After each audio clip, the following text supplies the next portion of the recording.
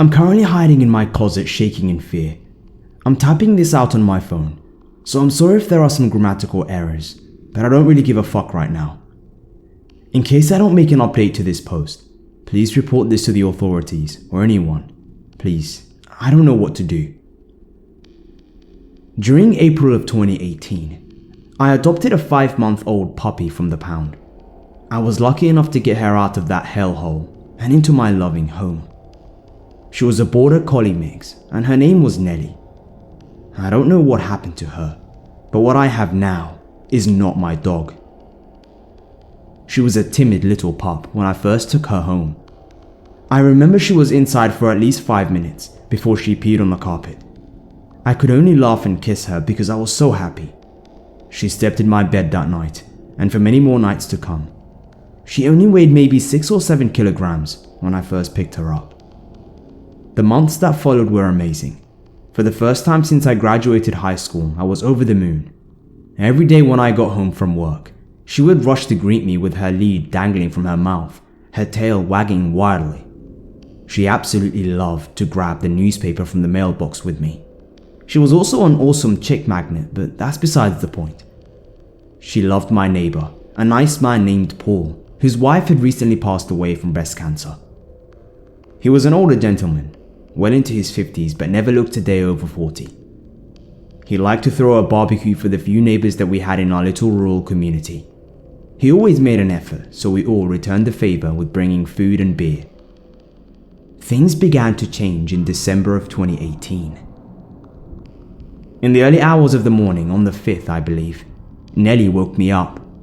I grabbed my glasses from the bedside table and flicked on the lamp. She was stood about a meter from the door, pointing right at it. I could hear a low growl emanating from her. Curious, I got out of bed and opened the door. To her surprise, there was nothing there. I thought that would have been the end of it. A few more days passed and on the 9th, it happened again. Early hours of the morning and pointing at the door. This continued for the next week. I believe that this is when Nellie disappeared. At about 2 a.m. on the 21st, Nellie woke me up and wanted to go outside. She would do this once every few weeks, so it was nothing out of the ordinary. She would wake me up by licking my face and then sulk and lay down in front of the door if I wouldn't get up. Behind my backyard is a forest that extends for miles. Sometimes, Nellie liked to hunt down rabbits and possums when we would go for a walk through the woods. When I let her out that night, she walked to about 5 meters before the tree line. I watched her pee, and she started her way back to the house. This is when things didn't go exactly as planned.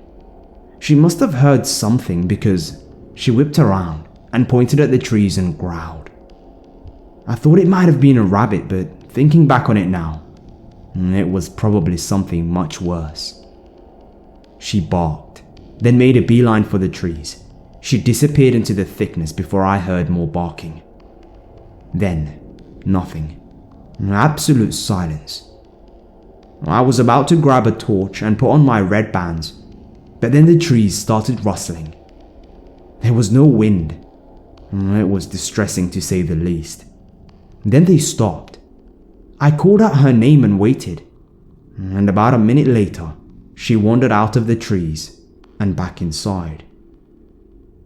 I thought nothing of it and promptly went back to sleep. I should have thought about it. As the months continued, things got weird.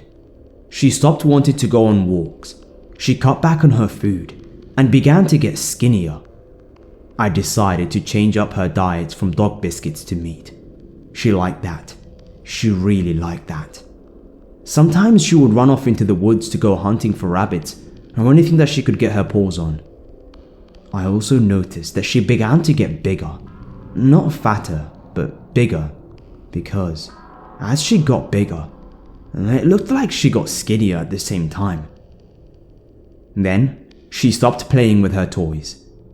That weirded me out the most because her beloved squeaky ducky toy that I got her for the day that she came home was always with her inside the house. Now, it lay gathering dust in the corner of my room. but she began to show a liking to the barbecue get-together that Paul would throw. A little too much. Honestly, that should have been a warning sign. That day was the 26th of February 2019. In the following weeks, people unfortunately died. It was small to begin with. That makes it sound better than it was. Old people died first. As sad as it sounded, we all thought it was because of old age. Then we got the details, horrific details. They were murders, violent and bloody murders. We were absolutely shit scared then. Paul and I started communicating a lot more than we used to. A text every hour or so just to check in, or maybe a phone call or two. He told me that I should keep the key for my gun safe in the lock in case of an emergency. I listened. I listened because I trusted him.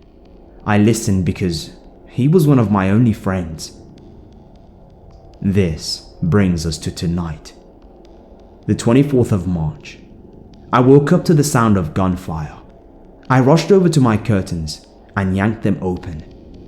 Paul's house was on fire. I immediately rushed to put on some thick clothes and grabbed a flashlight and my phone, ready to dial 111 for a fire truck. At the time, I didn't even notice my bedroom door was open, one I clearly remember closing before I went to bed that night. Nor did I notice Nellie was missing. I yanked open my door and I froze. It was illuminated by the bright fire of Paul's house. It stood on its hind legs, tall and lanky, completely black with white highlights over its body. The eyes were almost a glowing red. Its claws were massive, and sadly, one set was clearly protruding through Paul's chest. I actually don't know. It felt like so long ago, even though it was only an hour ago. I couldn't feel a thing. I couldn't even feel the flashlight slip through the fingers and land heavily on the concrete ground of my back patio. I instantly realized my mistake, and I saw it look at me. It looked me deep in the eye, and I saw her. Her. My sweet girl. My Nellie. Or more rather, what was pretending to be Nellie. It dropped Paul to the ground, and terrifyingly reared its head into the air and howled deeply. It sounded like a mix between the sound of absolute pain and what I could only describe as Lupin's howl from Prisoners of Azkaban. That was the only motivation that I needed to run. I hauled ass into my bedroom and dived into my closet and shut the door. I covered myself in dirty washing and stayed still. It felt like I laid there for a few million years. It walked, or skulked more rather, into my room. I heard its claws clatter across the hardwood floor before stopping. I couldn't see a fucking thing, but I heard it howl once again before it sounded like it tore my bed to fucking bits. I heard glass smash and hard objects collide with the walls. Then nothing. Complete silence once again before I heard it skulk off and leave the house, probably to finish eating my friend. It's now 7 a.m. I can hear sirens outside, but I'm too afraid to leave, unless that thing is waiting for me on the other side of the door. The inky thing that I could do for the last few hours was type this out and do some research. But it didn't make sense. I googled everything. I remembered about that thing. I got a result that I'm fairly certain is what it is. It didn't make any sense. I read pages upon pages of this thing, looked at artwork, folklore, everything. It doesn't make sense. The research says the location of the creature is found in the United States, usually on Native American land. So what in the living fuck is a goddamn Wendigo doing in rural New Zealand?